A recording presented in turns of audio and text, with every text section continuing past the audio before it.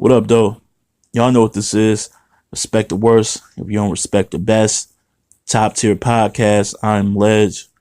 Let's get right off into this, man. Here to recap the event that took place yesterday. World Dom 8 held in London by King of the Dot, KOTD. Overall, okay card. I wouldn't say it was terrible. Wasn't amazing. A couple of people underperformed. And I also felt like the crowd wasn't all the way there for most parts due to maybe the lack of performance and some people underperforming. But also, I don't know. I feel like that all the artists there as a whole, collectively, I felt like they tried to cater to an audience that they misjudged a little bit. Like if, I don't know, when all these battles come out and it's going to be a while before all of them officially be out. But if you ordered it and you got it on demand, just check them all out in each round or just each battle. I felt like it was overly too jokey. Like it was like a lot of humor based stuff, material. Especially in Bobby Rex versus Caustic, which was expected though. But like Ilmac and Shocks, Arsenal and Soul, like Sharon and A Ward, even Chilla, like kind of, I feel like he dumbed down his material a bit. But I understand why he did it because it was a judge battle. And with Head Ice, you kind of got to be more well-rounded to beat Ice. And I think Chilla knew that. You got to appease the judges. And normally judges goes for a guy who like kind of had a mixed bag of things as opposed to a guy who was just barring up. So I understood Chilla having to sacrifice. Like he had to sacrifice his material when it's just like all schemes, all fire for, you know, the sake of excuse me, ultimately getting the chain. So yeah, man, I'm gonna get right off into it with Chilla versus Head Ice. No secret, Chilla got the chain now. In my opinion, he won 2-1. First round was probably the closest round. In fact, it was the closest round. Chilla comes out and he immediately attacks basically the situation of why this battle is finally taking place now, why it was pushed back, you know. And he was like talking about, yo, how is he the face of y'all league? Like he kind of got an organic face a little bit, playfully, of course. And then he got into his bag, and then he like brung out a prop. And I know he's not known for props, although he kind of had a few against the Saga and things like that. But he came out with this hoodie with like an ID on it, with Head Ice on there. I guess like a passport. I don't know. I couldn't really see everything that was printed on there. But the crowd kind of took to it, but not really. It was like halfway, a little high, a little chuckle. I just felt like it was wasted material. Like it was just a waste, really.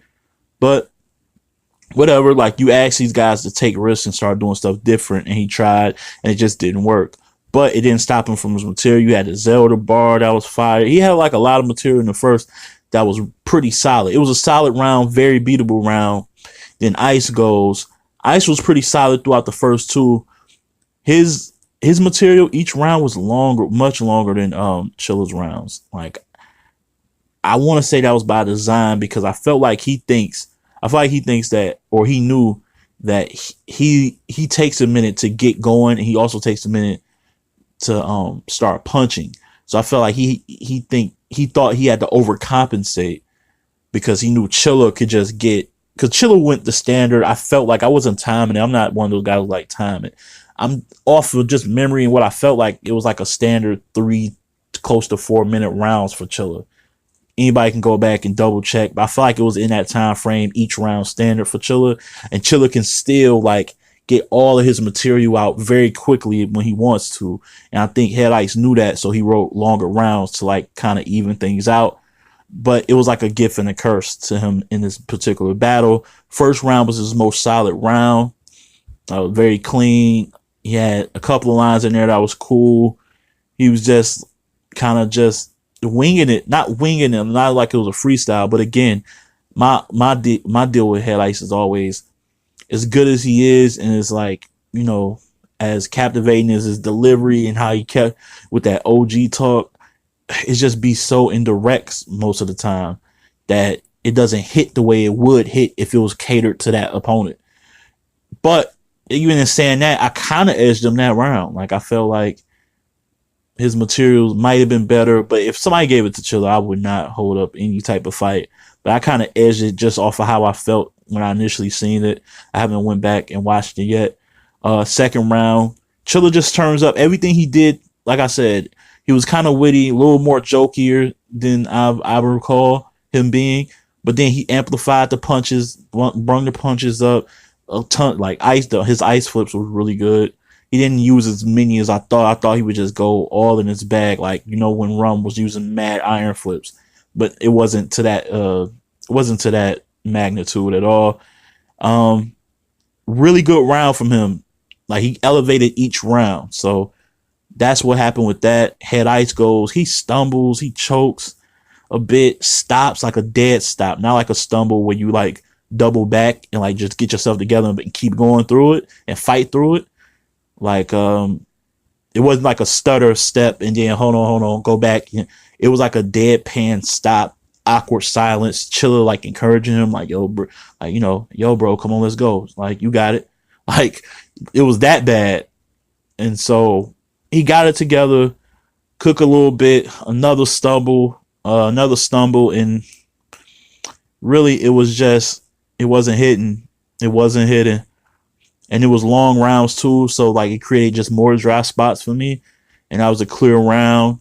And the third was basically the same. To me, the separation was even larger because Chilla, like I said, that was his best round. The third, he was wigging. He even took a little minor shot at Lux or just maybe a comparison to Lux and his pin. No, it was a shot. It was like, because he word played, you know, loaded and something like that.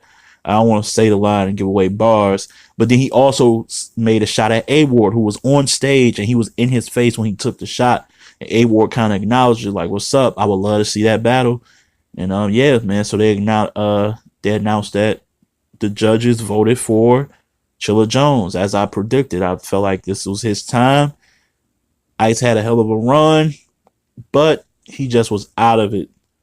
He was staggering and stumbling.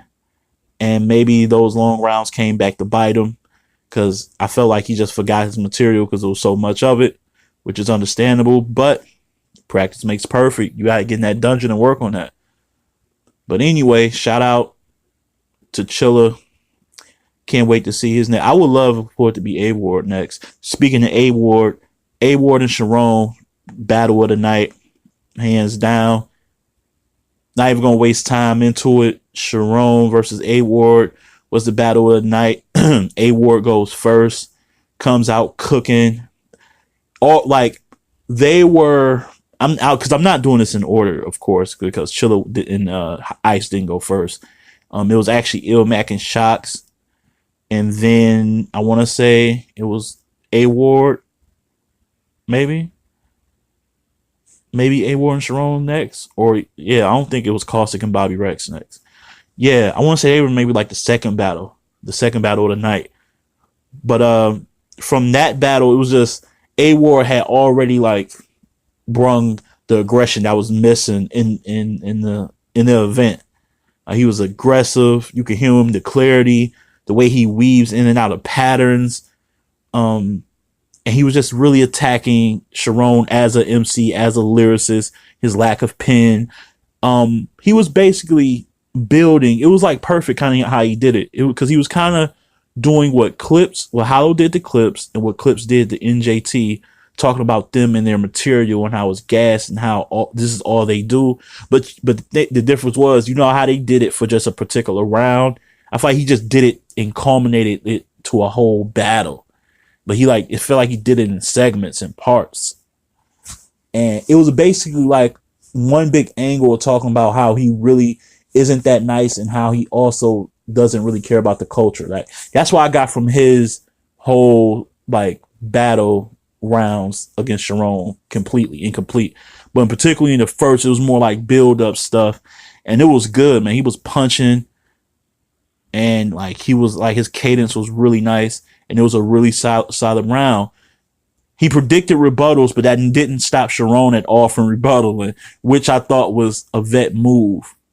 Like, don't let him take you out of your comfort zone. And Sharon didn't. And Sharon had a nice rebuttal still. And I actually thought he edged the first because I just felt he was a little more. How can I say this? They both were direct, but I felt like he was getting his point across better, a little more clearer, and a little more quicker. And it was a little more effective in hitting the crowd too. I feel like, yeah, he edged that slightly. Second round was a wash. Like, and I don't mean like a wash as it was a tie. Like, A Ward washed him in a second. A Ward hit him with this a fire impression of not only how he raps, how Sharon raps, but his hand gestures and how he only just used current events to punch. Think like the gun reference, everything. And then after he did that, he like kind of basically like showed him a different way of doing it because he hit him with this sick pattern. And then what A Ward's really good at is doing this like kind of making you revisit his lines because he's saying lines in between lines that you're not catching. When like kind of like when he did against Bill, like I said this, and that's names of the PGs, but I also said this, and this. Like he was doing that in the second, and it was fire. Sharon goes, a couple of rebuttals that hit. Standard second round, jokes here and there about religion. That hit. It was a good round. It just wasn't enough. Third round was a close round. A Ward attacks him like about him being for the culture, like leaving King of the Dot, not knowing people, and then like using the names. Like he asked him, "Do you know like these people?" And like he was like, "Yo, I just used their names right as I'm asking you." Like he gave him like some pop quiz, he called it, and it was just dope. And yeah, he was punching his head off in that third. Sharon comes back with a fire rebuttal because he was attacking his credibility of the people he didn't know. So Sharon used the people on stage that he do know, like from like engineers to like I don't know, people who was like working at Don't Flop. Then he brought Oxymoron on the stage and like used this Russian and American like Trump like flip. It was cold. I'm not even gonna hold you. That rebuttal was fire. Yeah, that rebuttal was fire. So it was a good round from Sharon. I think he kind of played. They going against the Four Horsemen. You can't fall into this whole Christianity religious thing all the time. It's just not. At some point, you gotta attack it, but you gotta be in and out with it. You gotta hit it and then bounce. Like I got a lady. I was about to say like a chick, but no, don't do that. Scratch that. Stay faithful. But no, you know what I'm saying? You gotta hit it and bounce out and be quick with it. Be in and out. I feel like he stayed on a little bit too long and it kind of took away from the early material that he had. That was dope. So I kind of edged it to A Ward 2-1. It was a good battle. Like I said, it was battle of the night. Really good. I'm not about to hit y'all with it was a classic or like it was a really good battle. It was clearly the best battle on that card. Yeah, so I'm gonna leave it at that. Moving right along. Yo, want to talk to you real fast about Anchor, all right? Anchor is a one-stop shop for recording, hosting, and distributing your podcast. Best of all, it's 100% free and ridiculously easy to use. And now Anchor can match you with great sponsors too, so you can get paid to podcast. That's pretty dope, right? All you have to do is go to anchor.fm/start. Once again, that is anchor.fm/start. You'll get acclimated. Look, man, on here, there's podcasts for literally everything. Food, movies, entertainment, health, fitness, you name it, they got it. So why don't you come on in, grab a seat, and start podcasting soon. Yeah, moving right along, man. So I'm going to go with, we can just get Caustic and Bobby Rex out of the way. And there's no shot at Bobby Rex, but he just raps with the same pace as a lot of his contemporaries. A lot of fillers, a lot of just multis just to get to a punch. A lot of like tons of jokes that didn't really hit because he's not really selling it. It's like he kind of just throwing it out there. And Caustic was just so comfortable. Like it felt like he was the fan favorite. It felt like he was from, over there in England, and Bobby Rex was from, the United States. It was a clear 3-0 to me. Like he could have just, like, the third round, I told him, I said on Twitter, he could have just, like, jersey the third, went to go have a drink and still win that battle. And there's no disrespect to the battlers in that battle. It was a difference in class at that point. Like, when you see it on cam, you will be like, oh yeah, like, Caustic was so comfortable in that battle. Like, so very comfortable. Like, and the jokes he had were landing hard too. Like, yeah, so that we can just bypass that. No disrespect. I hope you don't hate me. Whatever. It was a 3-0. Gotta keep it real. And I gotta keep it pushing. Next, I'll hit Arsenal versus Seoul. Arsenal versus Seoul.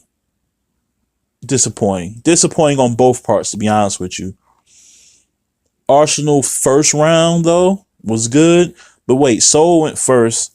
And so, he does what he does, the eternal rhyming, the multis, rapping really fast. I do wish Seoul would sometimes, like, come with different speeds. Like, I feel like he just says a little line, then jumps straight into that bag where he's just flowing really fast and, like, pacing and, like, then hitting you with a punch. And, like, I wish he would, like, master the art of different speeds, like, slowing it down to engage the fans a little bit more, to, like, just show some variety a little bit. Like, the rapid style is cool and to me in segments. It's not something you want to just rely on for a whole battle. It just because it starts to sound repetitive. And I felt like that's what it had out the gate in the first. That's what I felt like. And, like, I don't even remember it. I just can't remember. That's sometimes what his detriment. He goes so fast. If nothing lands, it all just kind of gets, like, I guess compressed and, like, kind of mixed all up together. Get lumped up together. Everything he said kind of lumped up together, and nothing really stood out because nothing was a haymaker, because everything was just fast speed, getting it out, getting the material out. As for ours, his best round was the first. Very aggressive, setting the ground rules, telling him don't touch me, and you lucky I'm even giving you a shot. OGing them. But he had fire lines in there. And I gave Arsenal the first round clear. Seoul picks up the pace in the second. And Seoul probably just played his best round in that round. I did notice he kind of changed pace a little bit. Kind of got into his joke bag. He felt a little more comfortable in that second round. And yeah, man, I like a couple of lines. Like I said, I don't have them in front of me because I'm not the type to give away lines. There's you want to go to other media outlets for that, go ahead. I always want to respect the brands and the people that are like, that paid $30 or $40 to hear it on VOD. To hear it and watch it on VOD, to not, like, spoil their funds, make them feel like they wasted money. But he was dope. He was dope in the second round. Arsenal, like I said, the theme of this whole night was a lot of jokes. This is like old Arsenal, just a lot of your moms. I'm doing this to your ex. And some was hitting in the building. Some made me, chuckle a little bit. But a lot of it just didn't hit. And that was it. Like, nothing really ground shaking. And then, like, Soul third was more along the lines of his first. It was good, but it was beatable. And then, so I'm thinking, okay, Arsenal, this is your time to, like, just drag him and send it home. Get a clear 2-1 win on his home soil over there in the UK. And he didn't jersey, but he jerseyed. Like, his round was mad short. And I don't think he said enough to even stop. Like, he had to know he was, like, losing that third. I don't think, maybe he just didn't care. The battle didn't seem, and also the crowd didn't really help either. The crowd wasn't really, I don't know if they weren't into the battles, or like I said, maybe they were expecting more bars and less jokes from all of these guys. And like, it felt like these guys act like they was at a comedy show. Like, you would thought this is a comedy club special or something. There's a lot of jokes. So I'm gonna have to begrudgingly and like say Soul. Like, I don't think Soul was that fire, but he won. If like, I gave him rounds 2 and 3. And the last battle that I'm tackling is Shocks versus Mac. I want to apologize to Mac. Shouldn't I don't know why I went against you after I've been like calling you like one of the better pins, one of the more underrated guys, and then here I go picking Shocks to beat you. Forgive me, my brother. That was terrible. Mac wigged on this young man all 3 rounds, and it really wasn't even close. It really wasn't. So my apologies, sir. Damn, that was bad. Yeah, man, Shocks came out. He went first. It was pretty much like, it was like head ice, man. It was a stumbling everywhere. Like, I don't get it. Like, dudes had months to prepare for this. I'm not sure. Maybe something personal going on, but you still felt like, yo, I can't just like not show up to this battle. Let me just try to make something happen. Then, salute, you tried, but I advise you to just next time take some time off if that was the case. I'm not sure. But this was bad. Mac was flaunt. First of all, Mac is like, he's one of those rappers. Like, he can rap for real. Like, you listen to his music, he can rap. So it wasn't even a shock to me that he was rapping really good and flowing well. But he was doing everything that you would have, that I wish Soul would have done, that I wish Arson would have done, and that I actually wish, like, Sharon could have did more of, which was like, use those multis, but tie it in and weave it with dope schemes, dope like cadences in between, really nice punches to end it, and also like slow down, and like, if you're gonna joke subtly, or when he went into this bag, I want to say the second round, where he was like talking about like you being a dope flop champion, like what does that really mean? It don't even mean nothing. Like, yeah, so you're the dope flop champion, and he just like, he explained it so cleverly, and so, but see, that's a sign of a writer. Like, a writer can be even more funnier than a guy who's naturally more funny, because they can just write better. Yeah, man, 3-0. Shocks disappointed me. I picked him to win. I was just trying to go for something different for an upset, but he wasn't up for it. This was bad. This was a body bag for real, for real. When you watch it, I dare you disagree. All right, so that's all I got, man. World Dom was cool. I mean, I enjoyed watching. I wish it was up. I wish it came on a little later, like in the afternoon my time, like 12:30, maybe 1. But the battle doesn't start till like 11:30, so it wasn't too bad. I want to shout out King of the Dot, KOTD, all the battlers, Avocado, and just everybody over there. Thank you for implementing judge battles. I'm so for it. And yeah, man, hit y'all guys on the next time. And with that being said, keep it battle rap.